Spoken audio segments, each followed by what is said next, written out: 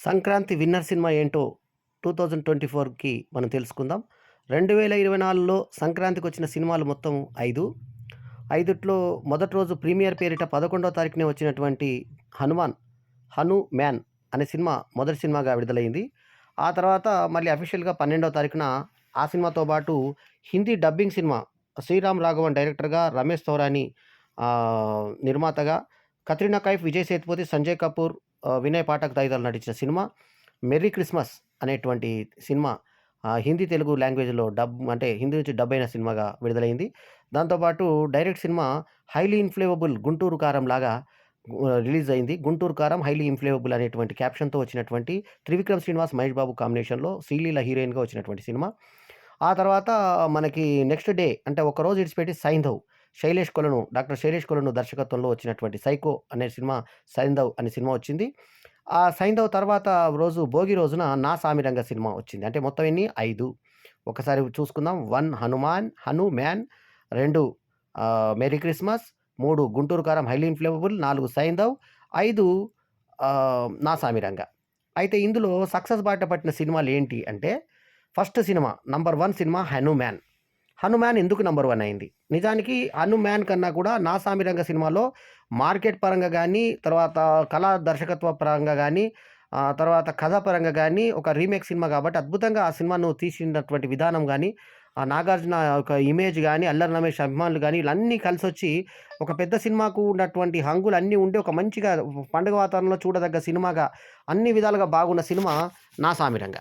అయినా కూడా 'నా సామిరంగం' దాటుకొని నంబర్ 1 స్థానానికి 'హనుమాన్' ఎగసిపడడానికి కారణం ఏంటంటే ఫోటోగ్రఫీ ఒకటి కారణం కాగా, ప్రశాంత్ వర్మ తీసినటువంటి విధానము ఎటూ టెన్షన్ లేకుండా హ్యాపీగా పిల్లలకు ఒక కామిక్ సినిమాలాగా తీయాలనుకున్న నేపథ్యము, ఆ పాటలు అలరించాయి. 'తేజ సజ్జు' ఫ్రెష్‌గా హీరోగా 3 సినిమాల అనుభవం కూడా లేని హీరో, చిన్నప్పుడు బాలనటుడుగా దాదాపు 60 పైకి చిలుకు 70 సినిమాల దాకా చేసినటువంటి 'తేజ సజ్జును' హీరోగా పెట్టి ఒక మంచి నటి వరలక్ష్మి శరత్ కుమార్‌ని ముఖ్యమైన పాత్ర అంజమ్మ పాత్రలో పెట్టి, అంజి పాత్రలో ఇతన్ని పెట్టి ఒకప్పటి 'శ్రీ ఆంజనేయం' సినిమానే మళ్ళీ మనకు రెండోసారి మార్చి చూపించిన 'శ్రీ ఆంజనేయము' యావరేజు, ఫ్లాప్‌కు మధ్యలో ఊగిసలాడి ఒక రకంగా చెప్పాలంటే జస్ట్ యావరేజ్ సినిమాగా 'యాక్షన్ కింగ్' అర్జున్‌తో పాటు నితిన్ చేసిన ఆ సినిమా ఉంటే, 'హనుమాన్' సినిమా మరి ఇవన్నీ ప్రభావాలు కూడా పక్కన పడేసి ఉన్న వీఎఫ్ఎక్స్‌లో తక్కువ బడ్జెట్‌లోనే 25 కోట్లు అనుకున్న సినిమా వాళ్ళు 25 పైన చిలుకు డబ్బుతో కొనుక్కున్న తర్వాత కూడా కాంప్రమైజ్ కాకుండా సినిమా మీద నమ్మకంతో 75 కోట్లు ఖర్చు పెట్టినప్పుడు నిరంజన్ రెడ్డి లాంటి ఒక కొత్త నిర్మాతనే ఇంత సాహసం చేశాడంటే ఈ సినిమాలో ఏదో స్టఫ్ ఉందని చెప్పి జనాలందరూ కూడా అప్పుడే గెస్ చేశారు. అనుకున్న ప్రకారంగా 'హనుమాన్' ఒక పెద్ద హిట్ అయింది. ఇది హిట్ కావడానికి కారణాలు ఏంటంటే, ఒకటి మెయిన్ వరలక్ష్మి శరత్ కుమార్ స్టార్డము, ఆ తర్వాత మనకి 'తేజ సజ్జు' నటన, అట్లాగే హీరోయిన్‌గా చేసిన అమ్మాయి కూడా అమృత అయ్యర్, ఆ సినిమా కూడా అమ్మాయి కూడా అందంగా ఉండి, అట్లాగే ప్రశాంత్ వర్మ తీసుకున్న ప్రతి షాట్ గాని, ఆ లొకేషన్ గాని, ఆంజనేయ స్వామి కొండలాగా ఉన్నటువంటి ఒక ఆ యొక్క అది మరి గ్రాఫిక్స్‌తో చేశారా? నిజంగా క్రియేట్ చేశారా? తెలీదు. అది మొత్తానికైతే గ్రాఫిక్సే అనిపించింది. ఆ వీఎఫ్ఎక్స్ కూడా వీఎఫ్ఎక్స్ కాదు నిజంగా అన్నంతగా చేపించి, ఒక పర్వతం నెత్తి మీద పడ్డదన్న దగ్గర గోవర్ధనం టైప్‌లో అక్కడ మాత్రం కొంచెం అట్టడబ్బలాగా కనబడింది. మిగతా అంతా కూడా వీఎఫ్ఎక్స్ అంతా నేచురల్‌గా ఉన్నటువంటి 'హనుమాన్' సినిమా. మళ్ళీ సెకండ్ పార్ట్‌కి లీడ్ తీసుకుంటూ 'జై హనుమాన్' అంటూ తీసుకొని 'శ్రీ ఆంజనేయం' పిక్చర్‌నే మళ్ళీ తీసినా కూడా జనాలు యాక్సెప్ట్ చేసి సంక్రాంతి విన్నర్‌గా నిలిపారంటే మెయిన్ ప్రశాంత్ వర్మకి క్రెడిట్ చెందుతుంది. ఎందుకంటే వన్ ఆఫ్ ద నిర్మాత కూడా ఆయన ప్రశాంత్ వర్మ. నిరంజన్ రెడ్డితో కలిపి చేసినటువంటి ఈ సినిమా సక్సెస్ అయింది. సంక్రాంతికి నంబర్ 1 విన్నర్, ఎటువంటి తేడా లేకుండా, ఎటువంటి డౌట్ లేకుండా, beyond any doubt Sankranti winner of 2024 films is 'Hanuman' directed by Prashanth Varma. ఇక రెండో సినిమాగా నిలబడింది 'నా సామిరంగ'. కింగ్ నాగార్జునగా పిలుచుకునే యువ సామ్రాట్ అక్కినేని నాగార్జున మొదలు స్టార్ట్ చేసినప్పుడు ఆయనకి నటన సరిగా రాదని, ఒక నిలబడ్డం తప్ప వీక్‌గా మాట్లాడతాడని, "హే! రా నాన్న, మరి ఇందాకడి నుంచి అరుస్తున్నావు. హే! నచ్చానా? అంత నచ్చానా? ఏది ఎంత నచ్చానో చూపి" అనే టైప్‌లో 'గీతాంజలి', 'శివ' టైప్‌లో వచ్చిన తర్వాత ఆయన బాడీ లాంగ్వేజ్ దగ్గర సినిమా దొరికిందని వికీ దాదా అప్పుడు వీక్ దాదా అంటూ కామెంట్ చేసిన వాళ్ళందరూ నోర్లు మూపిస్తూ మరి యాంకర్‌గా కూడా అద్భుతమైన సక్సెస్ సాధించాడు 'మీలో ఎవరు కోటీశ్వరుడు'తో. సో అటువంటి నాగార్జున ఎంతోమంది అభిమానులు. మరి ఇంత ఏజ్ అయినా కూడా ఆయన 60+ దాటినా కూడా ఆయన ఎటువంటి చెక్కుచెదరని గ్లామర్‌తో ఆయన యాక్ట్ చేసిన విధానం, అట్లాగే అల్లరి నరేష్ మరి ఈయన కామెడీ చేయగలడు, సీరియస్ చేయగలడు. 'నాంది' మరి ఈ మధ్య వచ్చినట్టు 'ఉగ్రం' లాంటి సినిమాలో తన విశ్వరూపం నట ప్రదర్శన చూసినటువంటి అల్లరి నరేష్ మరి కామెడీ మన మన 'సుడిగాలి' లాంటి సినిమాలతో కామెడీలో ఒక పంచులు లేపెట్టినటువంటి అల్లరి నరేష్ ఒక ట్రెండ్ అని చెప్పాలి.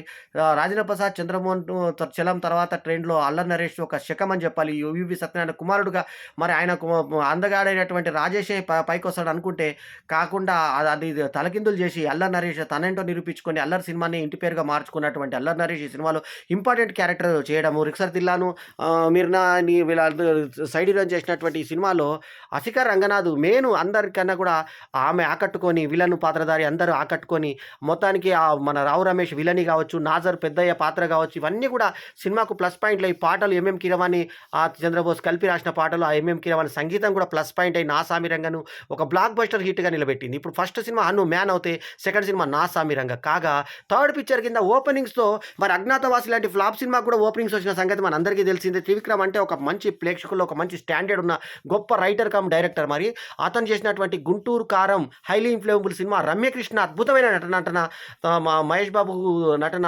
శ్రీలీల అందరికన్నా ఎక్కువ ఆకట్టుకుంది. శ్రీలీల ఈ సినిమాలో తన అద్భుతమైన డ్యాన్సులతో, సెక్సీ ఫిగర్ తోటి అద్భుతంగా ఆమె ప్యారడీస్ డ్యాన్సులు మైకేల్ జాక్సన్ని తీసుకొచ్చాడండి మహేష్ బాబు అనడం. అట్లాగే ఆడియో ఫంక్షన్లో కూడా అమ్మమ్మమ్మ ఈమెతో డ్యాన్స్ చేయడం అని అనడము. అంకుల్ మహేష్ బాబు పక్కన అమ్మాయి శ్రీలీల సగం ఏజ్ ఉంటుంది సరిగ్గా ఆయనకి. సో అయినా కూడా అద్భుతంగా రాణించి మహేష్ బాబు మరి ఏజ్ కూడా అంత స్మార్ట్గా చురుగ్గా కనపడ్డు. గుంటూరు కారంలో ఆ సినిమా ఏం లేదు అని నెగిటివ్ పబ్లిసిటీ రావడం కూడా ఈ సినిమా యావరేజ్ కావడానికి కారణమైంది. ఎందుకంటే ఫస్టే ప్రేక్షకులకు మొట్టమొదటి రోజే సూపర్ ఫ్లాప్ అనే టాక్ వచ్చింది. ఈ సూపర్ ఫ్లాప్ టాక్ ఈ సినిమాకి మేలు చేసింది. ఏ రకంగా అంటే హైలీ ఎక్స్పెక్టేషన్స్తో పోతే సినిమా బాగుండదు అనిపించేది. కానీ అసలు సినిమా ఏం బాగాలేదంటరా అనేటువంటి టాక్తో రావడమే ఈ సినిమాకి ప్లస్ అయింది. ఎందుకంటే దిల్ రాజు వీళ్ళందరూ అనుకుంటున్నట్టుగా ఏంటంటే యాక్చువల్గా నెగిటివ్ పబ్లిసిటీ ఈ సినిమాకి ప్లస్ పాయింట్ అయింది. ఏ రకంగా అంటే ప్రేక్షకుడు ఆల్రెడీ మెంటల్గా ప్రిపేర్ అయిపోతాడు. ఈ సినిమాలో ఏం లేదని పోయేసరికి అక్కడ శ్రీలీల అద్భుతమైన డ్యాన్సులు, మరి ఉన్నంతలో ఏదో మన మీనింగ్లెస్గా ఉన్న తల్లి ఏదో కొడుకును రక్షించడానికి కోసం దూరం పెట్టిందని చెప్పి, కానీ ఒక డైలాగ్ ఉంటుంది అందులో, ఆమె రమ్యకృష్ణ ఆ సినిమాకే వర్తిస్తుంది ఆ డైలాగ్. ఏం డైలాగ్ అంటే, కొడుకును తల్లి మర్చిపోవాలంటే చచ్చిపోవాల్సిందే అంటుంది. మరి చచ్చిపోవాల్సిన మనిషి ఎట్లా మళ్ళీ ఆమె అంటే ఆయన మంచిగా ఉండాలన్న ఉద్దేశంతో దూరంగా ఉన్నానని వివరణ ఎంత ఇచ్చినా కూడా అది వర్కౌట్ కాలేదు.